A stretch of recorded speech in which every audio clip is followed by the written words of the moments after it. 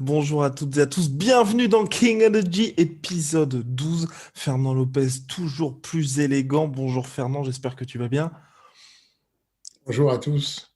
Alors, aujourd'hui, programme particulièrement chargé puisqu'on va revenir sur les actualités du moment, bien évidemment, mais aussi le gros sujet et puis les questions que vous pouvez poser à Fernand chaque semaine. Alors Fernand, on va commencer par le FFA Challenge. Tu étais présent pour la victoire de Riz Lenzouak, la défaite aussi par décision partagée de John Cazeneuille, également pensionnaire du MMA Factory. On va commencer par la bonne nouvelle, bien évidemment, c'est Riz Lenzouak qui retrouve la victoire et vous pourrez, bien évidemment, petit teasing, hein, avoir un petit reportage, la sueur inside sur cette victoire. Alors toi, qu'est-ce que tu en as pensé justement de ce retour de Rizlan? Euh, une bonne nouvelle, ça fait du bien parce que c'était difficile. Du coup, elle se retrouvait sur deux défaites consécutives puisque elle a une défaite, on va dire une belle défaite d'ailleurs, pour la ceinture de l'EFC en Afrique du Sud. Il y a de cela 3 ans maintenant. Et ensuite, elle combat à l'Octogone un mois avant, enfin, je sais pas, ça remonte à quoi, 2 mois, je sais plus. Et ensuite, elle a cette défaite où le combat commence. Enfin, la fille, c'est vraiment une tueuse, une jeune fille qui a la pêche, qui est très agressive en boxe taille et au sol.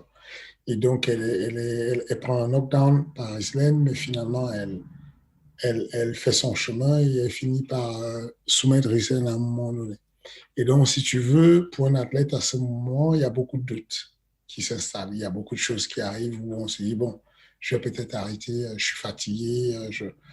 Et Rislen n'a jamais eu ces moments-là de doute. Elle est restée super solide et je la, je la prends pour un modèle pour les sportifs, dans le sens où la préparation pour une compétition ne commence pas juste au moment où tu es en train de faire le sport, où tu vas combattre. La préparation, ce n'est pas juste l'action sportive, c'est l'intention que tu as tout autour de ça. Avec la pandémie, le Covid et tout ça, la charge administrative que doivent faire les athlètes est encore beaucoup plus élevée. Et j'ai beaucoup apprécié durant cette préparation son implication à vouloir faire le combat. Elle a eu une annulation de combat, et il y a eu des problèmes de papier, il manquait des documents, et elle n'a pas arrêté de faire plein de documents, comme tous les autres d'ailleurs, hein, mais euh, on sentait qu'elle était proactive. L'équipe du management a beaucoup aidé John et Messi, alors que Rislane, elle s'est vraiment déchirée. Elle s'est déchirée, elle était motivée, elle est toujours ponctuelle, toujours assidue, toujours.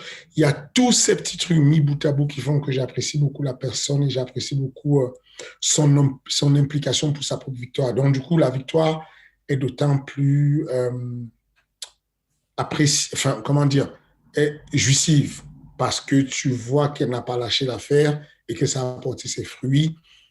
En plus, elle tombe sur une adversaire qui n'est pas simple. Le même style qu'elle, un niveau de judo européen, long, la sparring partner de Randani, l'ex-championne de l'UFC, l'Hollandaise, et ça fait 2 ans qu'elle est quasiment la main sparring partner de cette fille-là. Donc, du coup, super habituée sur le kick, super confortable sur le judo, bien au sol, et puis balèze. Parce que du coup, Rislem, elle a combattu à 60, au lieu de 61 kilos qui était sa caté, où elle devait combattre, elle a combattu à 66 kilos. Donc, elle a senti une grosse puissance de la part de son adversaire. Et quand tu as fait, je ne sais pas, 15 ans de judo comme Rislem, et que tu fais tout un combat sans mettre une seule projection, mais tu gagnes le combat à la décision unanime, bon, on peut dire que ça va, tu commences à maîtriser un peu les rudiments du MMA, tu commences à avoir le fight IQ de pouvoir mettre des kicks, des low kicks, des middle kicks, des high kicks, des coudes, des back fists. Donc, on peut dire que tu commences à capter quand même ce qui se passe dans la logique interne du MMA. Donc, satisfaisant. Et satisfaisant, mais là tu vas me dire, bon bah Guillaume, pourquoi tu te projettes déjà, mais pour Islam, donc là la suite, est-ce que finalement là se dire l'UFC ou une grosse organisation internationale, c'est toujours d'actualité, ou vous allez prendre les combats petit à petit là? On va prendre petit à petit. Le plus important, on va le prendre petit à petit. Le Ramadan commence, elle va se mettre en mode jeûne. Elle s'est déjà mise en mode jeûne et donc du coup, même si on va maintenir des entraînements à dose homéopathique, elle ne pourra pas combattre avant le mois de juillet. Donc on prévoit son retour pour le mois de juillet. Quelle organisation, ce n'est pas encore très précis. Je sais que j'ai eu l'opportunité, j'aurais pu euh, la passer au Bellator et, et elle ne souhaite pas, en tout cas pas pour le moment, aller au Bellator. Euh, Ok, ok. donc, du coup, on va continuer à écumer ce qu'il y a comme petite organisation et puis on verra bien. Mais voilà, on sait juste qu'elle est de retour, elle est bien dans sa tête, elle est bien physiquement, elle va se reposer. Ensuite, on va repartir à partir du mois de juillet sur d'autres événements et pourquoi pas Arès. Ok, ok, le teasing se poursuit. Bien maintenant, on va aller un petit peu plus à l'international. Vous avez pu le Euh, suivre. Oui, je n'ai pas parlé de John. John, on parle de John, mais c'est pas. Ah oui, Je disais peut-être que tu sinon, voulais pas en parler, c'est pour ça. Parlons de John. ah, si, j'ai pas envie de. Non, non, non. Les défaites sont très instructives. La défaite de John était super importante pour nous. Pas qu'on la voulait, mais personne n'aurait cru que John pouvait perdre, en tout cas pas ce combat, parce que John, c'est un phénomène. Et j'ai beaucoup aimé son retour, son débriefing lui-même sur le combat où il a fait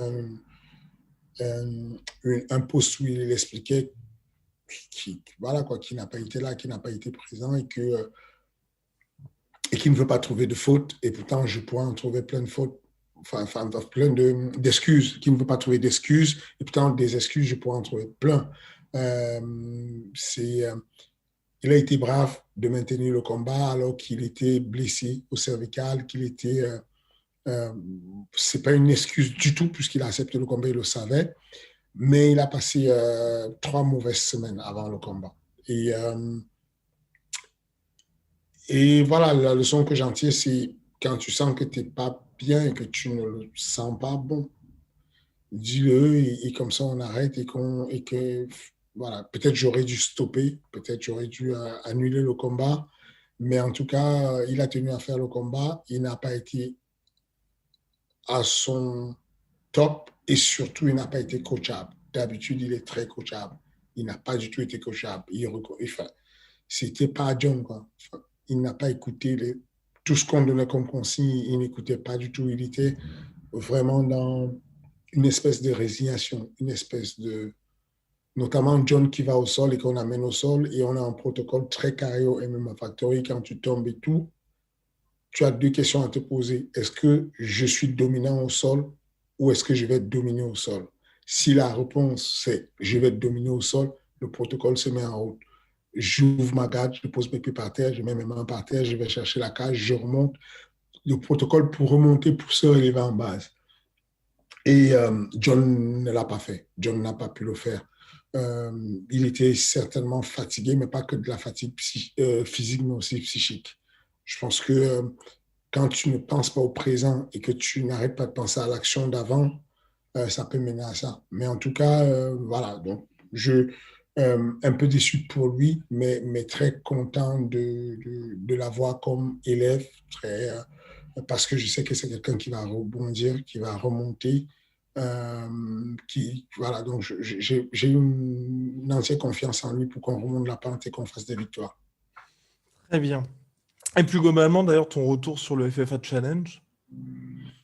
Belle organisation. Franchement, niveau national, belle organisation. OK? Il y avait. Euh, tout était réglé. Tout était réglé. Pas du grand tapis rouge et tout ce qui va avec, mais en tout cas, le protocole sanitaire a été respecté. Tous les athlètes ont été testés en amont. Tout le monde a fait un effort de rester avec le masque souvent.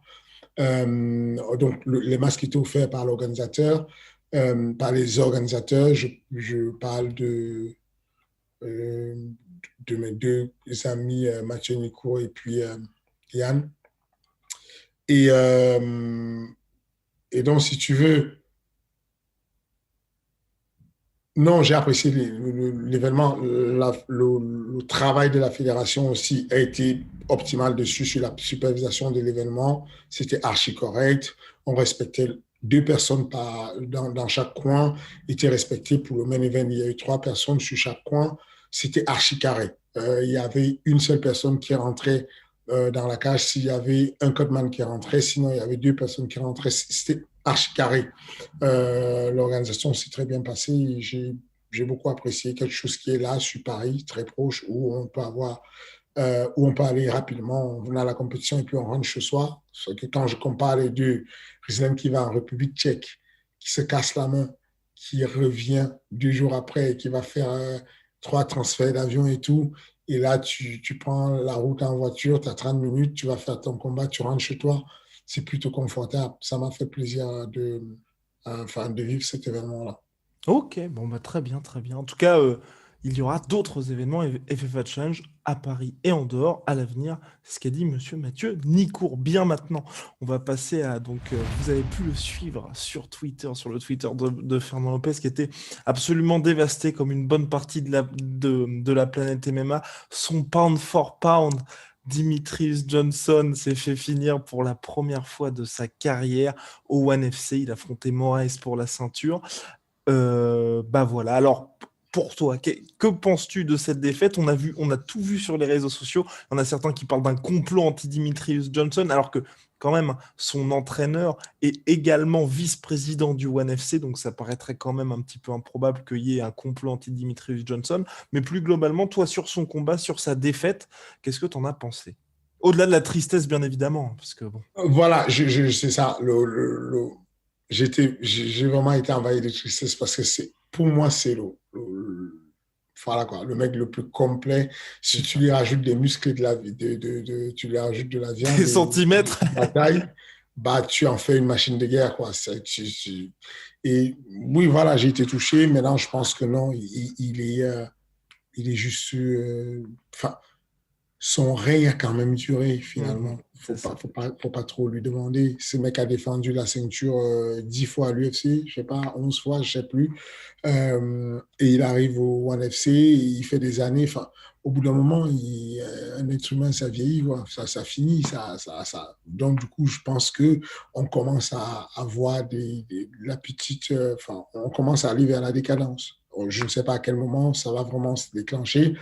Et puis Moraes, un gros client Mm. qui est sous-estimé, un très gros client. Donc, non, ça me choque parce que c'est un monument qui tombe. Mais en soi, ce n'est pas. Enfin, ça fait trop longtemps qu'il règne, ce jeune homme, et c'est bien que les choses changent, qu'on avance. Et globalement, toi, par rapport justement au NFC, Dimitri Johnson a dit qu'il n'avait pas de problème avec cette règle-là, qui fait que, bien évidemment, qu'il y a eu l'uppercut qui l'a sonné, et ensuite ce fameux genou.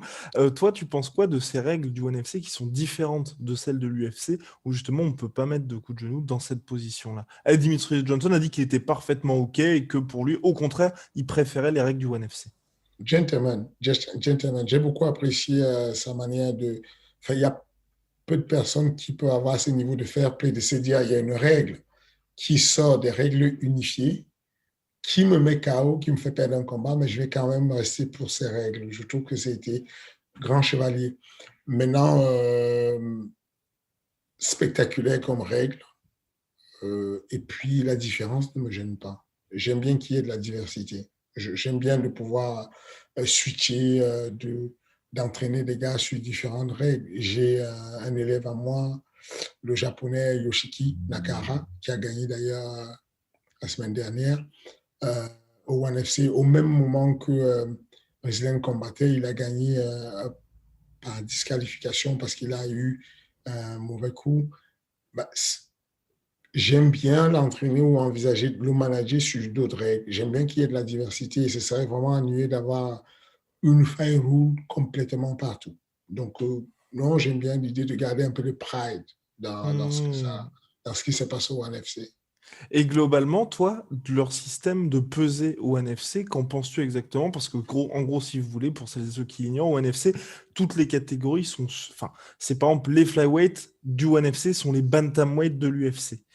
Les lightweight du NFC sont les welter, sont les 60, enfin bref, wow, les lightweight du NFC sont les welterweight de l'UFC. Et il n'y a pas exactement de système de pesée comme à l'UFC où là, justement, il y a un suivi qui se fait sur la durée. Et il n'y a pas non plus de pesée cérémoniale. Attention, il y a deux pesées quand même. Ouais, C'est-à-dire qu'il y a voilà, on vérifie que ton poids, tu ne triches pas et qu'on peut le revérifier le lendemain que tu sois au même poids. Euh, le changement de nom n'a pas de différence. C'est juste que, bon, tu changes de nom de catégorie, quoi. Au lieu de dire bantamweight, tu dis featherweight, mais ça ne change pas grand-chose. Le plus important, c'est de comprendre que euh, on invite les gens à aller dans la catégorie au-dessus. C'est cette action-là qui est c'est intéressante. ça. Ce n'est pas le changement de nom qui m'impressionne, c'est qu'ils sont en avance sur la prévention euh, de l'effet délétère du cutting. Et donc, c'est très bien qu'ils soient sur cette prévention-là de l'effet délétère du cutting et qu'ils soient euh, avant-gardistes. Ils sont en avance sur l'UFC, sur cette partie-là, l'ONFC, de dire que alors l'UFC a rajouté un peu sa règle de monitoring sur une semaine, mais je pense que on a moins de problèmes de cutting au ONE FC qu'à l'UFC. Mais pour toi, justement, parce que moi, ce que je trouve intéressant avec le NFC, c'est vrai que des Eddie Alvarez ou Dimitrius Johnson, qui à l'UFC ont quand même, peuvent jouer énormément sur leur physique, là se retrouvent dans des catégories où, pour le coup, c'est complètement inversé. Dimitrius Johnson l'a été face à quelqu'un qui avait un net avantage sur lui, et c'est vrai qu'Eddie Alvarez, sur tous les combats qu'il a eu au NFC, c'était beaucoup plus compliqué aussi.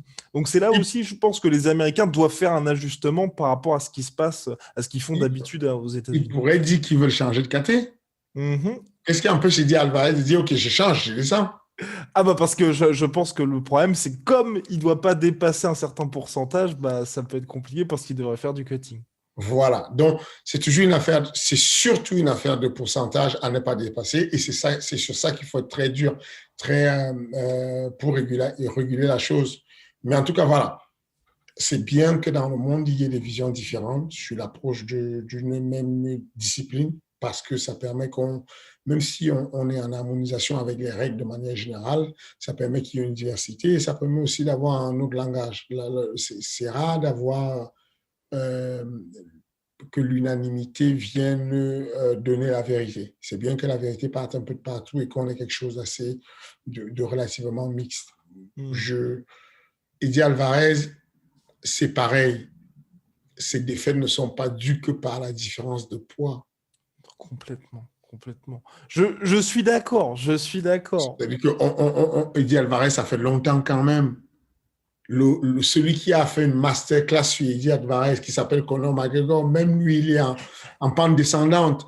Enfin, au bout d'un moment, il ne faut pas imaginer que ces mecs-là sont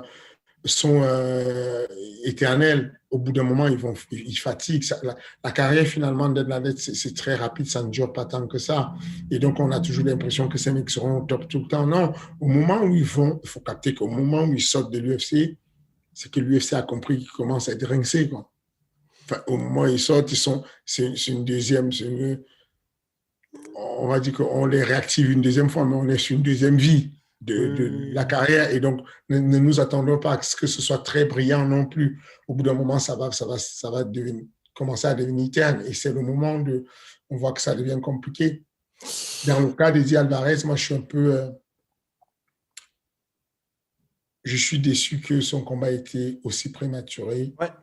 arrêté aussi prématuré, parce que c'était une frappe. Il n'y a pas eu d'avertissement. Il n'y a pas eu de, de, de fort avertissement. Il n'y a pas eu.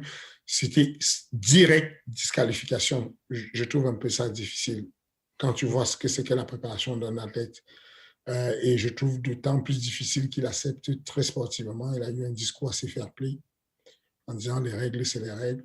L'arbitre a décidé. Et puis voilà, c'est fini. Et bon, voilà, ça me désole pour lui parce que il a fait un bon boulot, il a une période difficile de sa vie, de sa carrière, et C'est chaque ça. petite victoire compte. Exactement, ouais. Et puis rappelons que Dimitrius et Eddie Alvarez n'avaient pas combattu en 2020 à cause du coronavirus, donc c'est vrai que pour eux, il fallait aussi rembrayer sur la marche avant. Donc voilà, là maintenant, bon, je sais pas si on en parle, mais c'est donc Rug a enchaîné une nouvelle victoire, mais là on n'en apprend pas grand-chose, enfin, en tout cas pour ma part, hein, parce que il a affronté un kickboxer qui a été prévenu 10 heures avant le début du combat. Ils ont réussi à trouver quelqu'un. Donc bien évidemment, il s'est imposé. Je sais pas si toi t'en tires quelque chose, mais c'est vrai qu'il y a pas, bon, il y a une victoire de plus finalement. Oui, c'est une victoire de plus, il faut dire ça, mais effectivement, c'est pas brillant. En gros, moi, j'ai eu deux attaques. Quand il a combattu, j'ai eu deux attaques de deux poids lourds qui m'ont écrit en me disant, je t'avais demandé que je voulais affronter Regreg et tu m'avais dit que j'étais sur un rouge et que tu ne pouvais pas m'embaucher sur un reste parce que j'étais un rouge. Et là, tu as vu le One FC, la chèvre qu'ils lui ont mis, et moi, tu m'as dit de ne pas l'affronter alors que ce mec-là, voilà. Donc, oui, ils ont fait fort. C'est là où l'Asie, avec les freak shows, ils ne lésinent pas sur les moyens pour pouvoir faire avancer les personnes qui rapportent de la visibilité chez eux. Bon, voilà. Bon, après, il avait que 10 heures, hein, 10 heures pour trouver un remplaçant, donc c'était assez compliqué. Maintenant, Fernand, on va passer donc au gros sujet du jour, c'est les short notice. Faut-il accepter ou non les combats en short notice qui peuvent changer une carrière ou au contraire, quelque part, peut-être vous briser? On ne sait pas. Donc là, c'est le cas avec Kevin Holland qui affrontait Marvin Vettori le week-end dernier. Bon, c'était quand même intéressant pour Kevin Holland parce que il y a quelques semaines, il affrontait Derek Brunson, premier main event de sa carrière à l'UFC. Kevin Holland, quelqu'un qui va impressionner le King l'année passée, 5 combats, 5 victoires, record égalé. Ce côté, finalement, j'accepte absolument n'importe qui. Il l'avait fait également contre Thiago Santos chez les light heavyweight. Et donc là, finalement, donc Kevin Holland, malgré sa défaite, il affronte en short notice le numéro 6 mondial Marvin Vettori. Bon, ça n'a pas suffi encore une fois, mais voilà, Kevin Holland a quand même eu 2 combats en quelques semaines face à 2 membres du top 10. Oh, c'est compliqué ça comme sujet, dans le sens où euh, il s'agit de décisions. Et ce sont des décisions auxquelles j'ai été énormément confronté. Est-ce que je donne un short notice ou pas un short notice? Quels sont les choix à faire? C'est bizarre parce que là, j'ai envie de dire que vu comment il a perdu les 3 semaines avant contre Bronson, c'est ça? Ouais, contre Derek Brunson, ouais. Gary Bronson, le voir revenir sans avoir corrigé, sans avoir eu le temps de corriger la manière de défendre les amener au sol, Mhm. c'est bizarre. Ça me fait bizarre. C'est-à-dire Ah que ouais. le short notice en lui ne me gêne pas beaucoup, mais c'est que tu sais c'est quoi ton défaut. Tu sais quoi, qu'est-ce qui t'a fait défaut. Tu sais qu'à partir du moment où on a repéré ton défaut, on va insister dessus. C'est là où j'aime les méthodes euh, rapides, les méthodes qui font qu'un élève puisse accélérer sa carrière. C'est ce que nous, on fait au MMA Factory. Ce que nous faisons au MMA Factory, c'est qu'on aime l'idée de ne pas construire toute la carrière parce que si on avait attendu que euh, Francis sache faire tous les renversements possibles et toutes les soumissions possibles pour arriver à la ceinture de l'UFC, ça aurait pris 10 ans. Mais on s'est dit, on va se mettre dans une situation où on évite de l'amener au sol et on va progresser par nos points forts.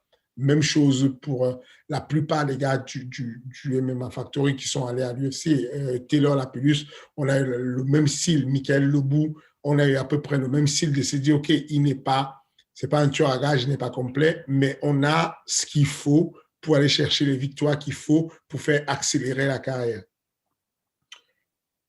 Et c'est là où il est bon, Kevin Holland, de se dire, OK, je n'ai pas la lutte, mais j'ai un bon striking. Si je suis agressif en striking, je peux capitaliser quand tout le monde du MMA est en train de mourir. On est en pleine pandémie. Il y a quasiment personne qui combat. Les mecs combattent même en temps réel 2 fois par an et lui va faire 5 combats en l'espace de combien de temps? Je ne me rappelle plus. D'entre mars et décembre. Voilà, c'est juste phénoménal. Bah d'ailleurs, là, en un an, il aura fait 7 combats à l'UFC. C'est ça. Et donc, ce côté qui est bien, qu'on apprécie beaucoup, parce que c'est un accélérateur de carrière, quand, en pleine pandémie, si tu peux être en santé, éviter de trop te blesser, donc de faire trop de sparring dur, si tu peux te débrouiller pour que tu restes dans une cellule et éviter le Covid, tu peux terriblement capitaliser quand les autres sont en ruine. C'est toujours l'effet des crises économiques. Lors des crises économiques, il y a toujours des personnes qui vont spéculer sur la crise. Là, il y a la pandémie, il y a des gens qui sont en train de mourir, mais il y a certains qui s'en sortent bien avec le vaccin. Enfin, de l'autre côté de la barrière, qui fabriquent le vaccin. Et donc, c'est la même chose avec le MMA. Au moment où tout le monde était en difficulté de combat, la stratégie de Kevin Holland, ça a été: je prends tous les short notice possibles. Il a pris le premier short notice contre quelqu'un de beaucoup mieux classé et dans une catégorie supérieure. Et il a fait un combat, somme toute, décent. Ça lui a valu de signer rapidement d'autres combats. Je pense que sur les 5 combats, tous les 5 combats étaient des short notice. Il devait prendre quelqu'un, la personne se blessait ou il remplaçait quelqu'un. Ça a toujours été ça. Il a enchaîné son processus et il a battu le record. Jusque-là, on est content.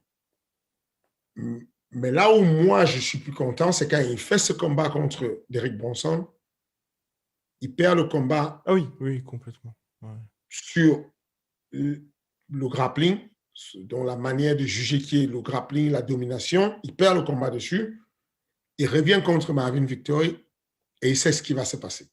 Mmh. Et c'est difficile parce qu'il y a une méthode qui permet pour un combattant qui est comme lui d'avoir des short notice, il y a une méthode qui est d'avoir un bon footwork. C'est ça. Les déplacements permettent de combler les lacunes en lutte. J'ai un exemple à la française avec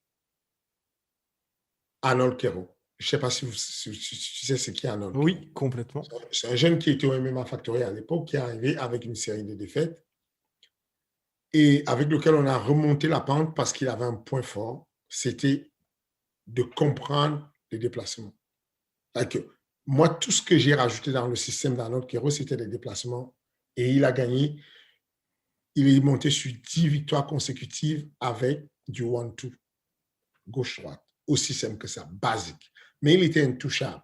Alors, il arrivait, short notice de 2 semaines, mais il avait le footwork. Parce que quand tu t'habitues à la pliométrie basse, à sauter souvent à la corde ou à te déplacer sur cette petite pliométrie basse on parle de pliométrie basse quand on est à moins de 20 cm de sol sur les sauts, dont la pliométrie est définie comme les rebonds successifs sans temps de pause entre les deux.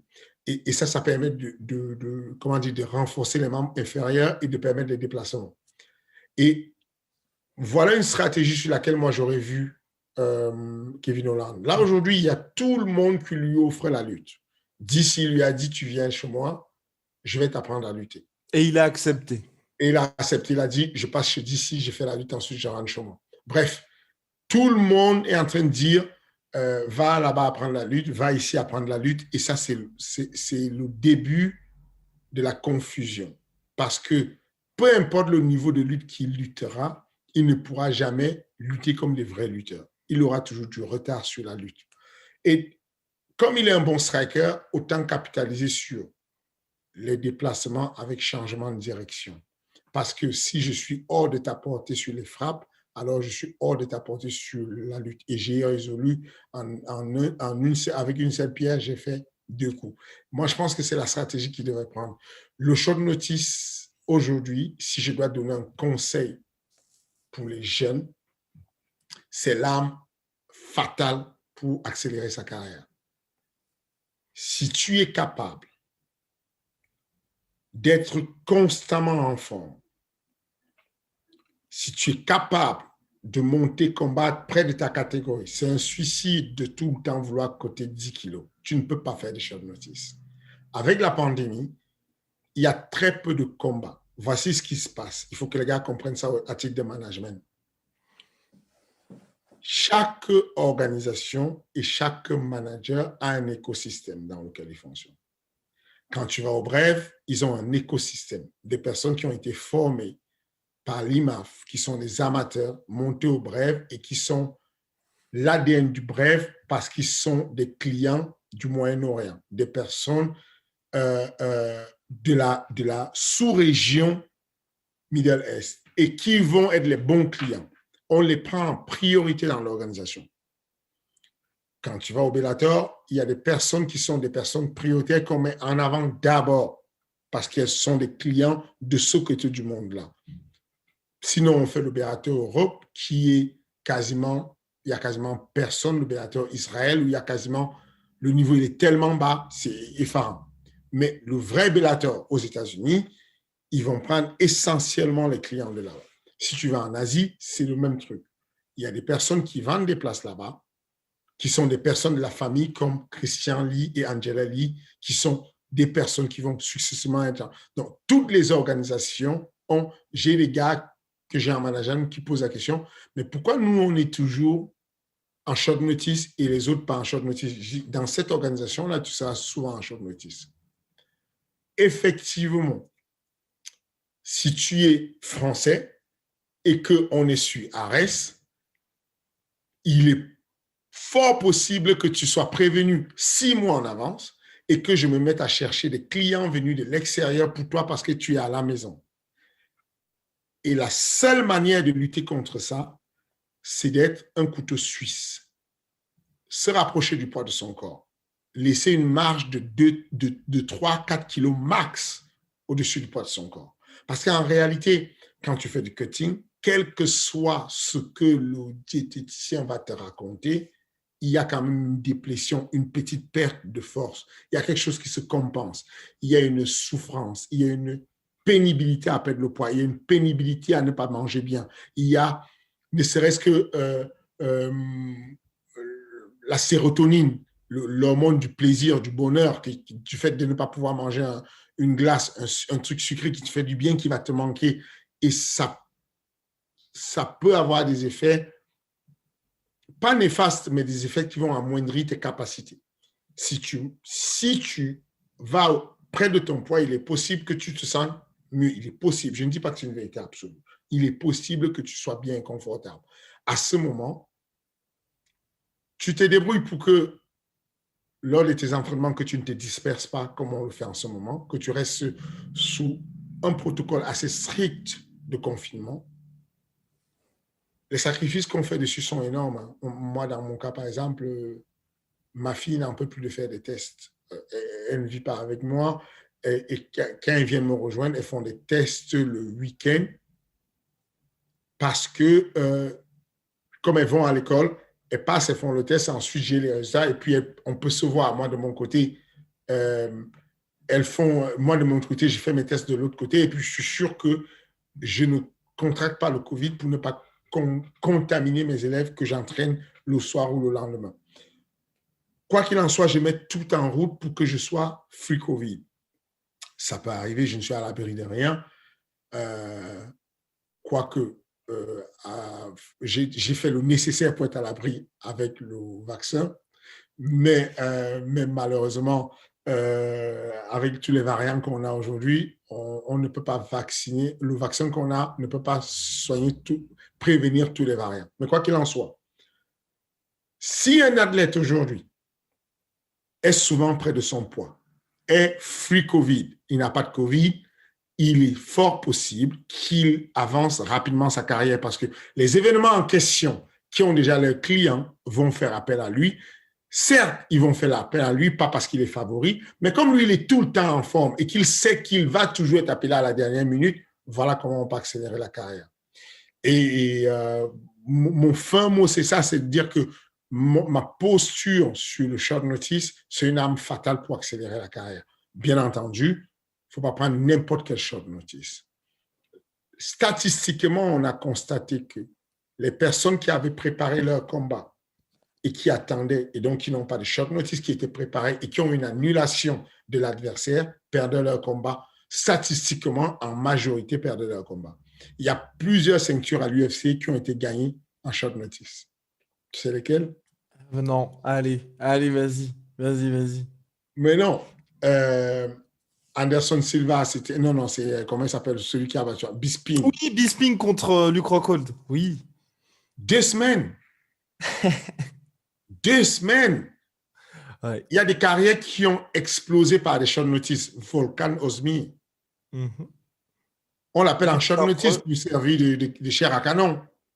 Et il va faire 3 victoires successives qui l'amènent à la ceinture de l'UFC. Tu peux dire ce que tu veux. Il a perdu contre DC, mais il a perdu contre un coach. Et aujourd'hui, le salaire d'Ozdemir, de Volkan, n'est plus jamais le même parce qu'il est passé sur un autre niveau de combat, accélération de carrière parce qu'il a pris certains short notice. Et au-delà de ça, il y a le côté récompense. Peu importe les résultats de Kevin Holland, l'UFC tient compte quand même du fait que tu as sauvé l'événement. Ce n'est pas une valeur sûre, c'est une affaire d'humain. Mais moi, je sais que humainement, les promoteurs savent combien de fois c'est coûteux d'avoir un événement sauvé parce qu'il y a quelqu'un qui a step in, qui est venu, qui est rentré, qui est monté dans l'octogone. Et donc il l'a voulu, ce combat-là. Dès le forfait de Darren Till, il a harcelé tout le monde sur les réseaux sociaux. Parce qu'il est comme ça, parce que voilà quoi, c'est main event. C'est le palmarès qui monte. Et puis, c'est à l'audace qui réussit à gagner ses combats. Ouais. Maintenant, moi, il y a un autre truc sur sa défaite qui n'est pas simplement du short notice, c'est qu'on a un Kevin Holland qui n'est plus lui-même. Ok. Moi, je la trouvais quand même plus encourageante, cette défaite contre Vettori, que la défaite face à Brunson. Parce que contre Brunson, tu vois, il n'écoutait pas du tout son corner. C'était très, très bizarre. Oh non. Moi, je trouve que celle-ci, elle est pire. Oh.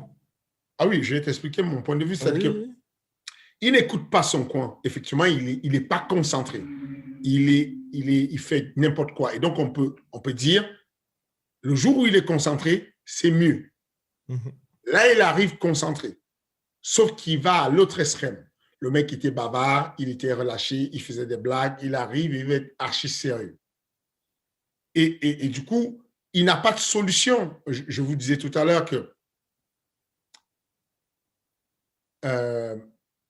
le fatalisme, c'est la pire des choses qu'on puisse avoir en MMA. Attention, ce que je vous dis là, fait de moi quelqu'un qui peut donner l'impression qu'il peut faire ce qu'il demande à ses élèves de faire. Non, je vous rassure, je ne peux pas le faire. Je n'ai pas pu le faire. Ce sont des gladiateurs du futur. Ce sont des mecs qui sont exceptionnels. Ils ne sont pas comme toi et moi. Et donc, je peux me permettre de leur dire, vous n'avez pas le droit de fermer la garde au sol et d'attendre. Ce n'est pas possible. C'est du fatalisme. Ça veut dire, je n'ai pas de solution. Je suis au sol. Tu vas me dominer. Au bout du run, j'aurais perdu, mais je reste au sol et je ferme ma garde. Non. Fermez votre garde sur un mec avec lequel vous êtes supérieur au sol et vous pouvez monter les jambes en escalier et commencer à attaquer des soumissions.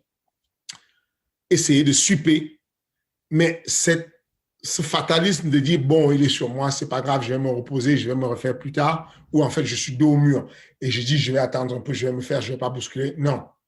Battez-vous comme un beau diable parce que les juges comptent tout petit effort que vous faites. Donc, non, moi, elle n'est pas encourageante parce que ça veut dire que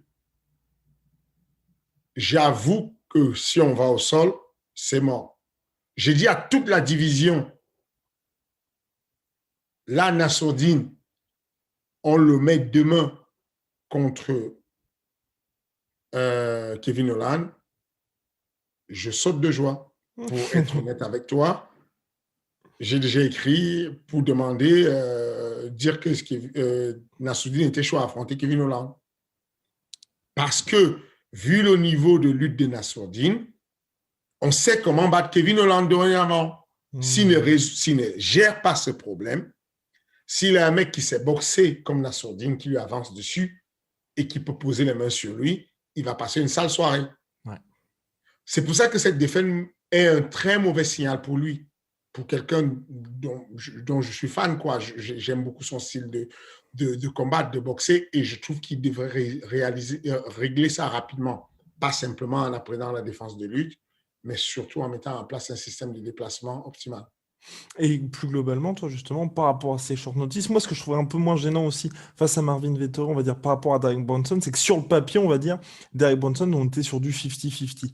Là, contre Vettori, Vettori devait gagner, et pour moi, il était grandissime favori. C'est pour ça aussi que j'ai un petit peu moins ce côté. C'est quand même compliqué pour lui. Ou comme, tu vois, le premier Ousmane contre Masvidal. Masvidal est prévenu à 6 jours. On sait que ça va être très compliqué pour lui. Finalement, on n'a pas, tu vois, on n'a pas un combat qui est étincelant, mais sur le papier, ça allait être très, très compliqué contre Masvidal. Là, tu as aussi ce côté, le combat qui va arriver le 24 avril, bien évidemment, on va reparler dans King of the G. Et là, les deux ont un camp d'entraînement complet. En tout cas, sur le papier, de ce que dit Masvidal, ça doit être quelque chose de différent. Mais pour les short notice, plus globalement, Fernand, toi, qu'est-ce qui fait que tu vas les accepter ou les refuser en fonction de soit de l'opportunité ou soit du type de combattant? Parce que, par exemple, la short notice d'Alan Bodo contre Tom Aspinall, moi, j'ai trouvé que c'était une très bonne short notice. Pourquoi c'était bonne chance? Oui, voilà. Parce que pour le coup, tu vois, on est dans une situation où tu as Alan qui n'a pas combattu depuis un certain temps, qui a déjà eu aussi ce côté, tu vois, tu as déjà eu une défaite en carrière, donc tu risques pas de perdre ce fameux zéro où aujourd'hui les gens accordent de plus en plus d'importance en MMA, et tu es contre un prospect qui est hyper chaud chez les poids lourds. Et en plus, ce prospect se retrouve sans adversaire. Donc, quelque part, si tu fais un combat qui est assez intéressant, les gens vont se dire, de toute façon, t'arrivais, ça allait être très compliqué pour toi. Donc, on s'attend tous à ce que tu perdes. Si tu montes des choses, les gens vont faire, ah putain, on a envie de le voir la prochaine fois. Et là, je trouve qu'il a coché toutes les cases, comme quand Tony Ferguson avait affronté, je sais plus, un mec qui a plus montré grand chose après, mais tu vois, tu sais, une situation où c'est sur le papier, on se dit que ça va être très très compliqué. Finalement, les gens ont découvert Alan Bodo, et puis deux, il est à l'UFC maintenant. C'est ça. C'est exactement ça. Tu as quasiment tout couvert. Ce que je vais dire, c'est que je calcule risque-bénéfice. En gros, Alan Bodo, bon, c'est un bon combattant, mais il n'est pas connu. Mm-hmm. Donc, de toutes les façons, même si l'histoire s'arrêtait aujourd'hui, Alan Bodo a la carte de visite de l'UFC. Alors, c'est devenu à la mode pour tout le monde de dire oui, je m'en fous de l'UFC, moi je ne vais pas là-bas pour juste combattre une fois, moi j'y vais pour devenir champion de l'UFC. Tous les beaux discours qu'on a entendus, on a vu plein de gars faire ça. À l'époque, c'était la mode. Tom Duquesnoy arrivait, il disait moi je ne vais pas là-bas pour perdre, moi j'y vais. Quand je vais y aller, c'est pour déchirer tout, je vais prendre la ceinture. L'UFC, ça a son importance. Aujourd'hui, Taylor Lapillus, il est sorti de l'UFC, mais c'est un grand entrepreneur, c'est un grand... il a des restaurants, c'est un communicant suisse, c'est l'un des meilleurs, si ce n'est le meilleur commentateur sur UFC Fight Pass et sur RMC et tout. C'est parce que il a eu l'étiquette et la carte de visite de l'UFC que ces opportunités se sont ouvertes. Si tu sais capitaliser, aujourd'hui, Alan Bodo, ses revenus sont corrects. Il a des sponsors qui permettent qu'il s'en sorte. Parce que carte de visite UFC, même pour son développement personnel, dans ta famille, autour de toi, tu sens un peu plus d'intérêt parce que tu es un combattant de l'UFC. Et cet effet-là va booster un peu ta vie, tes actions personnelles. Même pour ta manière de t'entraîner, quand tu te sens investi d'une mission parce que tu es dorénavant appelé combattant de l'UFC et tu sais ce qui t'attend, tu t'entraînes beaucoup plus, tu t'investis beaucoup plus, tu mets un peu plus d'énergie. Donc, quand tu fais tous ces calculs, tu te dis, OK, Alan, si je le signe, effectivement, il peut perdre le combat. Mhm. Mais s'il perd le combat, il y a quoi? Qu'est-ce qui se passe? Il a perdu contre Thomas Spinal, l'un des meilleurs. Et sauf qu'on sait que de toutes les façons, tu peux être archi préparé. Ce n'est pas un short notice, mais tu perds quand même le combat. Enfin, il y a des gens plus forts que toi. On a Mhm. préparé correctement le combat avec Yon Couté là-bas pour Ankalaev ou pour, je sais pas moi, on prépare bien les combats. Et puis finalement, Yon Couté là-bas, il va perdre le combat. On a préparé très bien le combat de Nassourdine contre Philos. Philos, mais malgré tout ce qu'il a donné Nassour, on a quand même perdu le combat. Bon, tant qu'à faire, si je perds le combat et qu'en même temps, je capitalise et que j'ai une visualisation où j'ai un contrat avec 4 combats dessus et qu'en plus l'UFC me doit quelque chose, ce n'est pas que je le dis, c'est verbalisé. C'est-à-dire que quand Alan Boudou est parti sur le dernier combat de Dos Santos, il y a l'adversaire de Spivak, le poids lourd, qui vient d'entrer dans le top 15, je crois. Spivak, son adversaire s'est blessé. Et du coup, Mick m'a appelé pour me demander est-ce que je peux mettre Alan dessus. Parce Mick que Ménard, le matchmaker de l'UFC. voilà, Mick Ménard, le matchmaker de l'UFC, m'a appelé. Parce que ce qu'on fait au management, c'est qu'on paye en avance les visas des gars pour les États-Unis. Là, Alan Boudou a son visa pour les États-Unis. Là, on vient d'avoir le P1 visa de travail de Taylor Lapillus pour les États-Unis. Donc, sur les prochains voyages d'Alan Boudou et de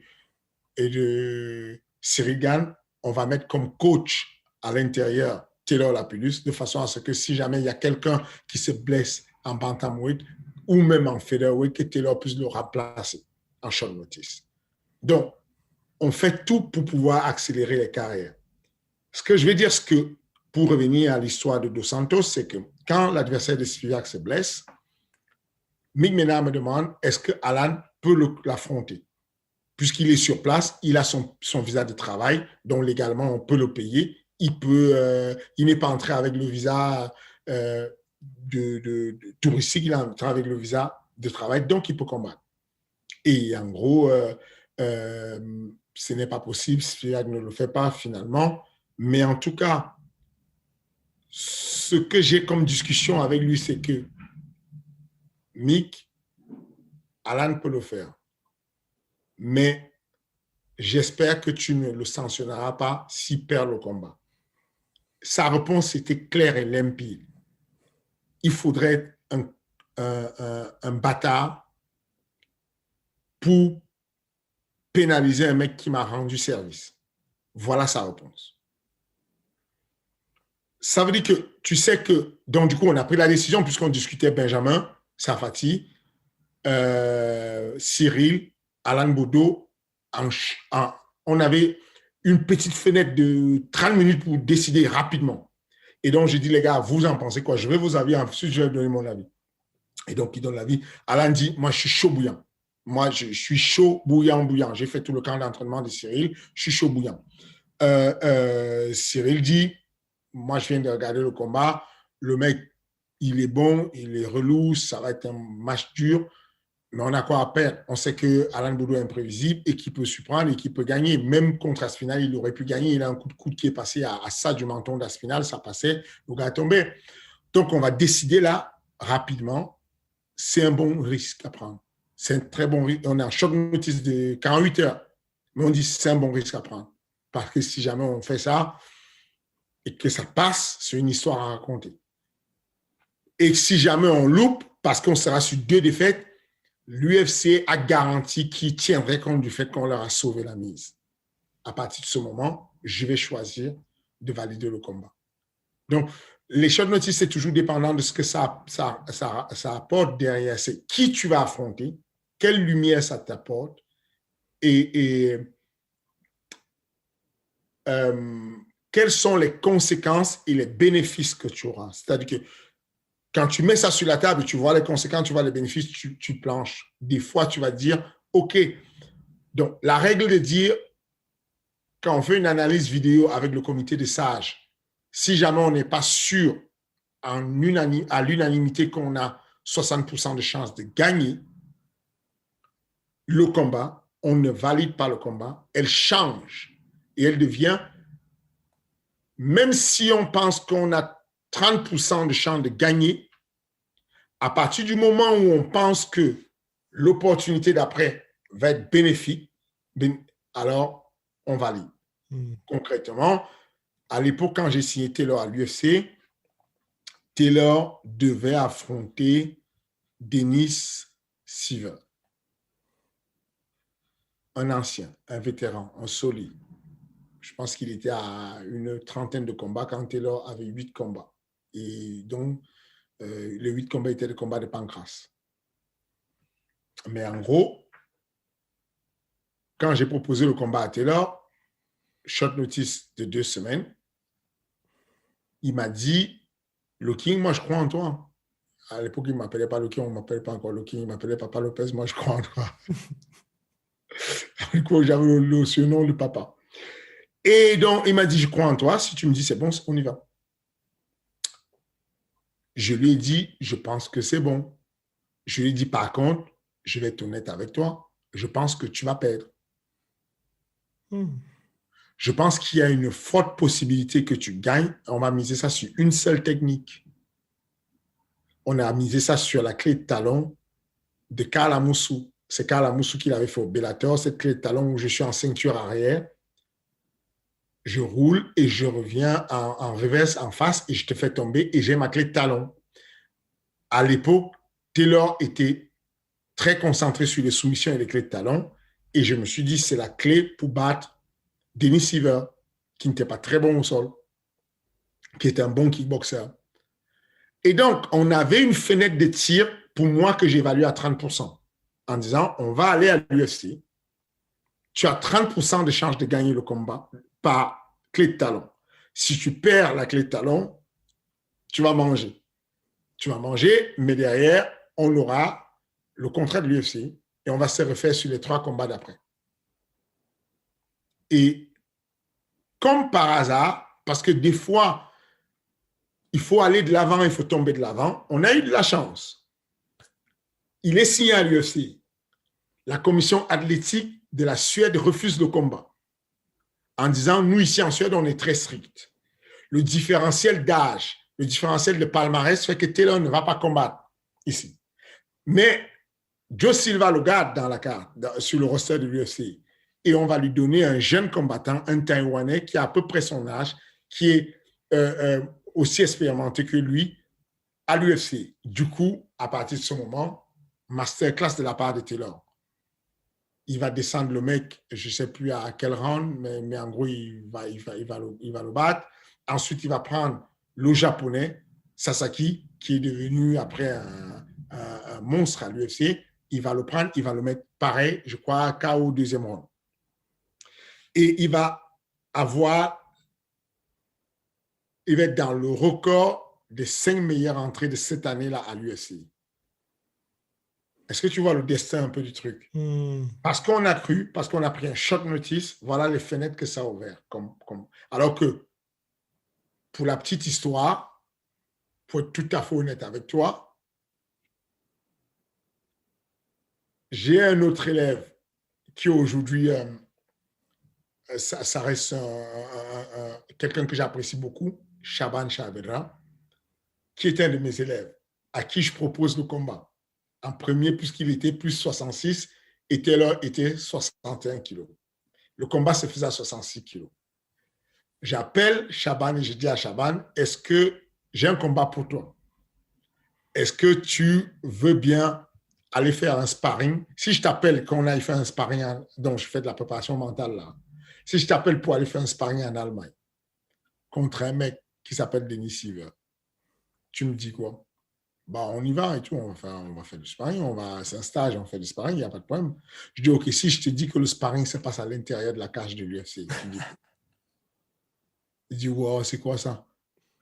Je lui dis, est-ce que tu es chaud? Oh non, ça fait un peu short, c'est un peu court. Je pense que je lui ai dit à l'intérieur d'une cage, je ne lui ai pas dit l'UFC. Je pense que c'est ça.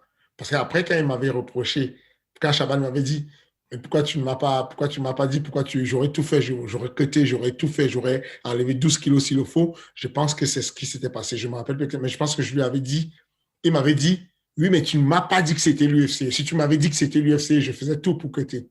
Bref, moi, je prends la température pour voir comment il se sent physiquement et combien il a de poids à perdre. J'appelle Taylor et Taylor dit, je me rappelle, il était dans la voiture avec Damien quand je les appelle au téléphone. Et Taylor dit, moi, je suis chaud. Si tu me dis que c'est bon, qu'on peut, que c'est une bonne façon de faire, on y va. Et son frère qui est à côté, il dit, Papa Lopez, moi, je suis chaud. Si Taylor n'est pas chaud, moi, je suis chaud. Tu vois, chaud, tu vois. Et donc, du coup, c'est cette ambiance-là qui nous a amenés sur ce contrat à l'UFC. C'est pour ça que moi, les short notice, je les vois différemment. Ce sont des opportunités. Il faut savoir les capitaliser. Il faut cependant calculer le risque et les bénéfices qui sont derrière. Et ben voilà, je pense que les gens seront ravis de cette réponse, particulièrement exhaustive. Bien, une fois qu'on a passé les short notices, il y a de multiples sujets. Chaque semaine, vous pouvez poser vos questions à Fernand Lopez en commentaire. Et puis ensuite, on en sélectionne quelques-unes et nous y répondons la semaine qui suit. Donc là, on a une question, et tu en avais un petit peu parlé, donc ça, c'est un petit peu la suite, hein, quand tu parlais du cas justement de Rieslen. Donc c'est UUO qui pose cette question. Quel genre d'entraînement psychologique fond devraient faire les combattants de haut niveau? Il n'y a pas une méthode précise. Je vais déjà prendre les précautions oratoires pour répondre à cette question parce que je ne suis pas préparateur mental. Je n'ai pas fait d'études spécifiques sur la préparation mentale. Les études que j'ai faites ont eu trait aux émotions, à la gestion des émotions, à la définition du stress.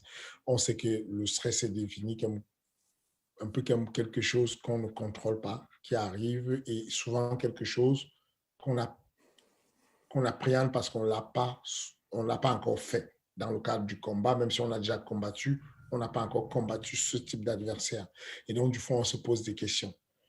Il faut comprendre le mécanisme du stress pour qu'on puisse l'aider. J'en avais déjà parlé lors d'un précédent épisode où je vous parlais un peu du système nerveux central, en vous disant que le système nerveux central avait deux parties, dont l'une était le système nerveux somatique, ce système nerveux qui permet de faire l'action de ramasser, de frapper, voilà quoi. Je commande et mon muscle, le cerveau envoie un signal électrique dans le muscle qui va faire l'action que je veux. C'est ce qu'on appelle le système nerveux somatique.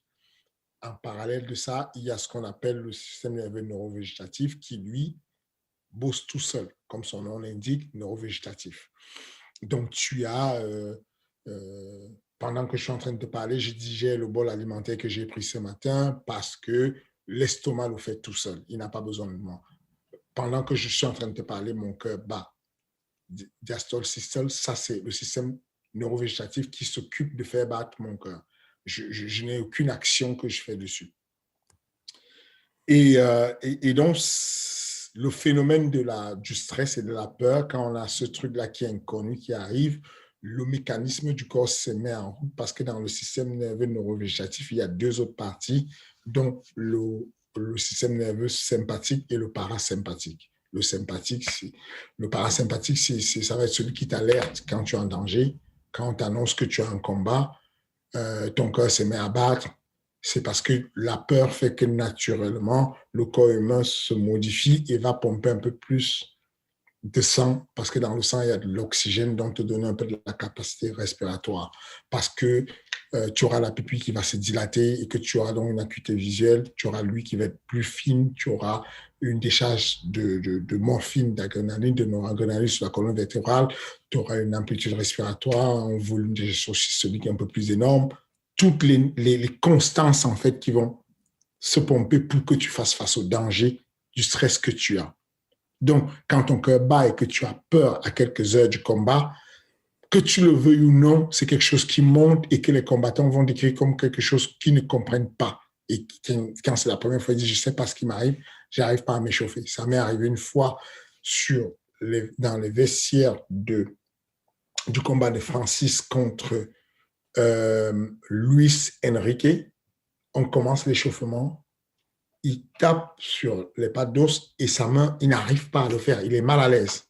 Il tape et il me dit, je ne sais pas ce que j'ai. J'étouffe là, je ne suis pas bien. Je n'arrive pas à faire 1, 2, je ne suis pas bien.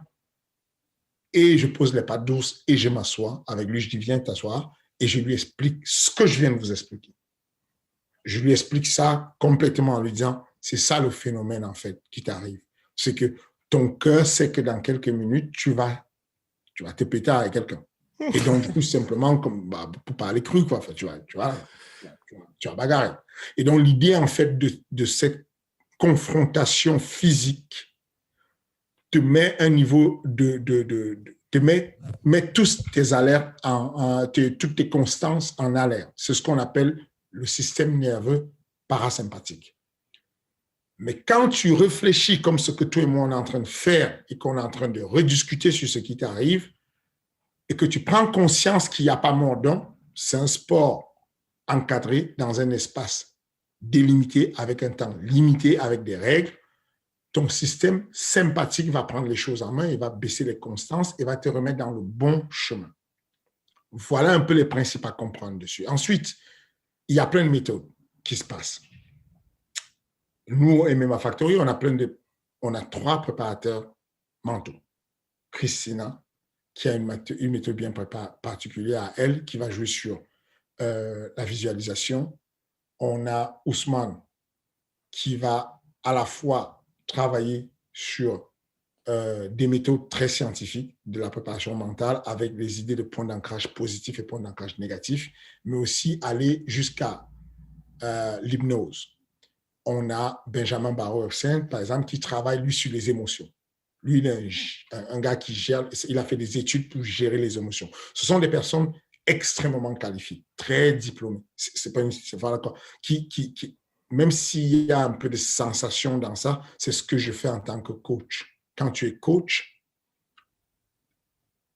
ça veut dire que tu as plusieurs casquettes. La casquette d'entraîneur, la casquette de masseur, la casquette de préparateur physique, parce qu'à certains moments, quand tu es en train de demander pendant un exercice à ton élève de frapper plusieurs fois sur les pattes d'ours, il y a un peu de préparation physique finalement. Il faut connaître quelques notions de la préparation physique.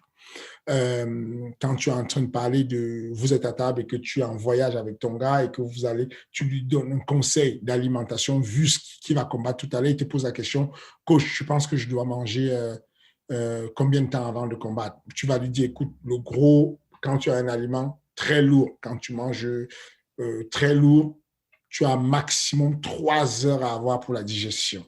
Et donc, du coup, tu deviens un peu un nutritionniste, un peu un conseiller en diététique sportive. À chaque fois que tu es coach, tu as toutes ces casquettes que tu dois switcher. Moi, en tant que coach, des fois, je prends la casquette de préparateur mental, mais vraiment à dose homéopathique, avec des connaissances que je juge authentiques. Je vais tout faire pour ne pas mentir à mes élèves. C'est la première des choses. Je ne veux pas dire quelque chose qui est faux, même si c'est pour encourager.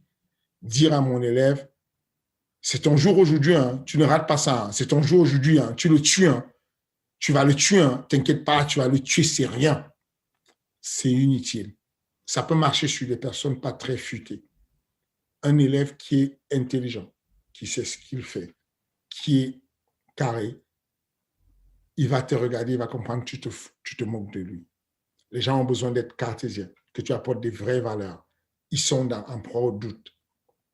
En gros, quand je parle simplement de la préparation mentale à des personnes, je vais consigner ça comme si on avait 2 oiseaux sur 2 épaules. On a un ange ici qui te rappelle tout ce qui est positif, les points d'ancrage positifs. Tu t'es entraîné sur du 6 minutes au lieu du 5 minutes. Tu es capable de faire 5 rounds de 5 minutes parce que tu as fait 6 rounds de 6 minutes à la salle. Voilà un point d'ancrage positif. Tu t'appelles Alan Bodo, tu t'es entraîné avec Cyril Gane. Cyril Gane, c'est le numéro 4 mondial. Ça, c'est un point d'ancrage positif. Ton adversaire que tu vas affronter, il n'est même pas dans le top 15. Tu es au MMA Factory, c'est une très bonne salle où on fait de la très bonne pédagogie. C'est un point d'ancrage positif. Les ancrages négatifs, c'est j'avais raté une séance d'entraînement c'est peut-être en train de, je vais le ressentir. À la pesée, j'ai regardé ses mollets, il a des gros mollets. Je pense que s'il me met un kick, je vais le sentir, ça va être mal. Euh, il y a 7 jours, j'ai fait l'amour alors qu'on était en camp d'entraînement. Peut-être je vais le regretter. Tous ces petits trucs sont des points d'ancrage négatifs. Le but, en fait, pour un athlète, c'est de se rappeler qu'il doit avoir au moins 2 tiers de points d'ancrage positifs pour pouvoir lutter contre le tiers de points d'ancrage négatifs. Parce que à chaque fois que tu penses au petit moineau ici qui te chuchote des trucs, ah, c'est bien, tu vas gagner, il y a toujours le petit moineau ici qui essaie de te chuchoter des trucs comme quoi tu ne vas pas gagner, comme quoi tu vas être faible. Et c'est ce qui s'est passé samedi dernier. À un moment donné, Rislène, elle me dit, je ne suis pas bien, je stresse. Parce que je ne sais pas quoi, je n'ai pas été bien, mon mari devait être là, il n'est pas là. En plus, sur l'entraînement, je ne me suis pas entraîné comme d'habitude. D'habitude, quand je fais des longs camps d'entraînement, je combats de ouf, je fais des gros sparring. Là, on n'a pas fait de gros sparring, là, point d'ancrage négatif. Mais très positif parce qu'elle s'ouvre. La pire des situations, c'est quand tu as un élève qui ne s'ouvre pas, qui ne te déclare pas ce qu'elle vit, qui ne dit pas ce qu'elle vit, qui fait semblant d'être fort et qui fait de l'autosuggestion négative. Parce que l'autosuggestion, c'est une bonne méthode. Quand vous entendez Stylebender, Israël Adesanya, il est au 5e round, début du 5e round, son combat contre Gastelum. Et il dit, I'm ready to die today. Je suis prêt à mourir aujourd'hui. Je suis prêt à mourir aujourd'hui. Je suis prêt à mourir. C'est son autosuggestion de dire, quand je repars là sur le 5e round, je donne tout ce que j'ai. Je m'en moque complètement. C'est mort. Je suis prêt à aller au bout jusqu'à mourir aujourd'hui. Ça, c'est de l'autosuggestion positive. Maintenant, il y a de l'autosuggestion qui peut être pas positive parce que tu te mens ou tu dis des choses qui ne sont pas correctes. En tout cas, quoi qu'il en soit, tu te mens en disant, je suis bon, je suis prêt, je vais le tuer. Alors que tu n'es pas prêt et tu le vocalises, tu dis à tout le monde et au fond de toi, tu es jugé par ça.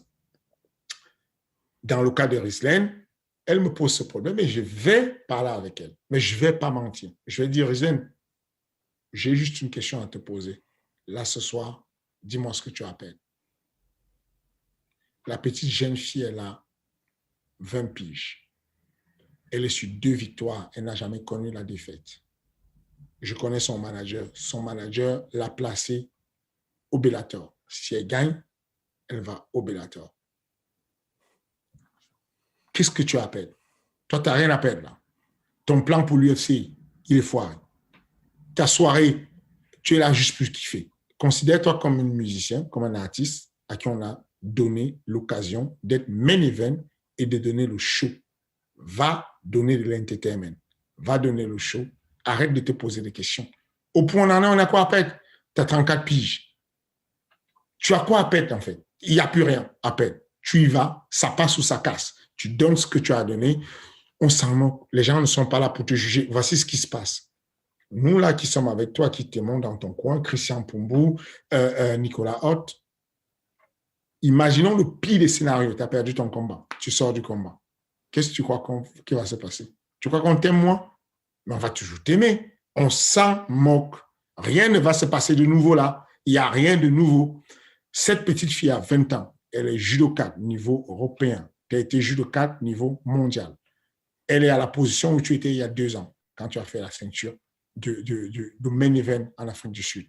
Elle est en train de faire son premier main event maintenant.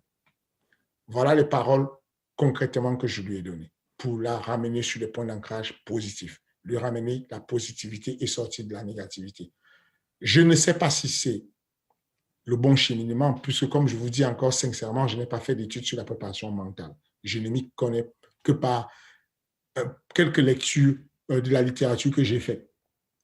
Cependant, je sais que ça a été bénéfique, ça a marché. J'ai beaucoup, de ce jour-là à aujourd'hui, j'ai reçu 2 textos très gentils de la part de Rislaine qui remerciaient le fait que je l'ai remotivé, que je l'ai mise sur le bon spot pour aller combattre. Et voilà comment je vois les choses.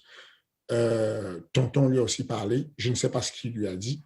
Certainement, il a trouvé des bons mots pour lui dire des choses intéressantes qui pourraient la remotiver. Il y a l'autosuggestion. Comme je vous disais tout à l'heure, j'ai envie d'être rapide. Je vais me donner des niveaux. Je veux être rapide. Une semaine après, je commence à me dire 20 fois par jour, je suis rapide.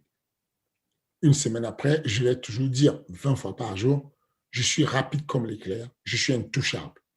L'autosuggestion va nous amener à ce qu'il y ait un croisement entre la réalité et la volonté. Et que ça arrive au point où on commence à mettre ça en réalité parce que comme je déclenche la vitesse, je la connecte avec mon cerveau et je veux qu'elle se déclenche. C'est une possibilité. Il y a la visualisation, la sophrologie. Il y a plein de méthodes comme ça. La visualisation, c'est visualiser complètement le combat.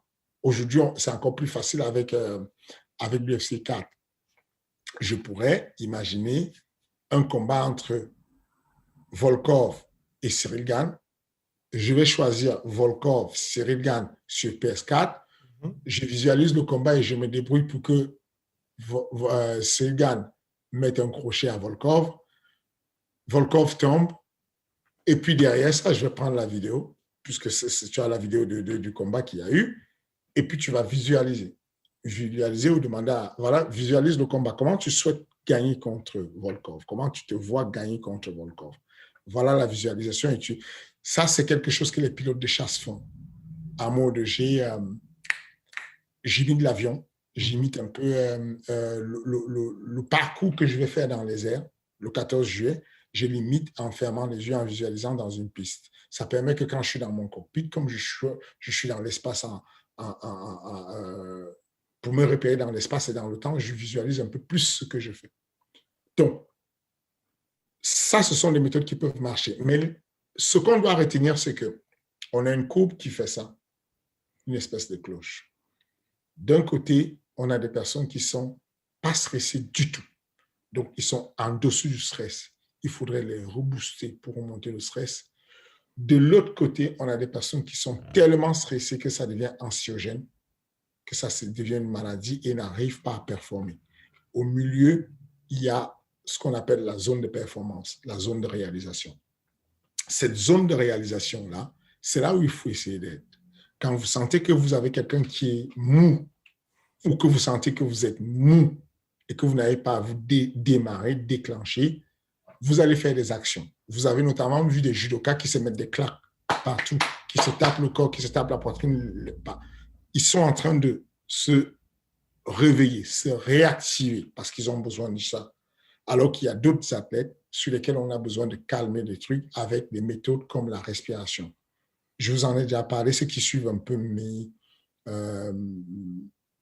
interviews, j'en ai déjà sûrement parlé quelque part où je parle de la cohérence cardiaque. Je le fais de moins en moins à la salle parce que j'en ai, les générations de ma salle savent qu'à la fin de chaque round, je leur demande de faire de la cohérence cardiaque. Vous voyez des épisodes où, à la fin du round, on fait un décompte et on dit à un athlète 9, 8, 7, machin, jusqu'à 0 avant de lui donner de l'eau. Ce moment-là, c'est le moment de faire de la cohérence cardiaque. L'opposé de la cohérence cardiaque, c'est le chaos cardiaque. Quand vous êtes en panique et que vous avez peur, le cœur s'emballe et on arrive à ce qu'on appelle un chaos cardiaque. Les tireurs d'élite, les militaires, les espions qui ont envie de tromper le détecteur de mensonges utilisent la cohérence cardiaque. L'idée, c'est de contrôler le cœur par la respiration, d'inspirer très profondément, lentement, d'expirer très profondément, d'expirer et d'inspirer lentement, de façon à ce que on puisse contrôler petit à petit et réguler les battements du cœur. Voilà à peu près tout ce que je peux dire dessus. Monsieur a été très exhaustif. Alors là, je pense que le monsieur en a eu pour son argent au niveau de la question. De la réponse, surtout. Bah, formidable. Là, comme le temps est écoulé, parce que bon, on est à environ 1 heure par épisode, petit teasing pour ce qui vous attend la semaine prochaine. Fernand va répondre à la question de Licha75 la semaine prochaine. pour Fernand Lopez, quel champion UFC sera le plus dur à détrôner? Et donc, on vous donne rendez-vous la semaine prochaine pour cette réponse. Et puis, je vais laisser le King faire le traditionnel point réclame qui est, parce qu'il vous lit les commentaires, qui est attendu par une partie du public. Non, je ne te crois pas. Je suis sûr que tu as appelé deux amis et tu leur as dit allez mettre dessus que vous attendez, que vous attendez la réclame. Comme d'habitude, hein, vous voyez bien qu'il y a de la passion dans ce qu'on fait. On aime ce qu'on fait. C'est avec plaisir qu'on le fait. Si ça vous parle et que ça vous encourage, mettez-nous un petit pouce. Tapez sur la cloche si vous ne l'avez pas encore fait. Abonnez-vous si vous ne l'avez pas encore fait. Et puis pareil, si vous rappelez-vous les haters, nous aussi, on a besoin de vous. Vous nous faites beaucoup de bien. Donc, n'hésitez pas à nous mettre le pouce en bas et c'est toujours bien. C'est un indicateur de la vie et c'est bien. Merci beaucoup pour votre attention. À la semaine prochaine.